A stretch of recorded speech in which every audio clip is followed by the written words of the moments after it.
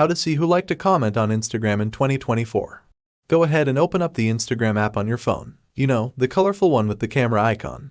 Scroll through your feed until you find the post where the comment you're curious about is located. It could be a photo, video, or even a story. Once you're on the post, tap on the comments section. It's usually beside the post, where people leave their thoughts and reactions. Look closely for the comment you're interested in. It might be from you or someone else, but it'll be there among the other comments.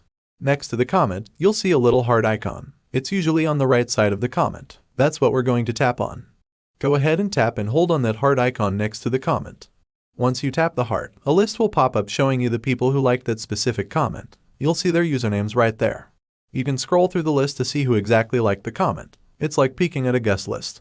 When you're done checking out who liked the comment, you can close the list and go back to reading or scrolling through the comments as usual. If you want to check who liked a comment from someone else's post, just tap on the number of likes that the comment received, and it'll show you a similar list.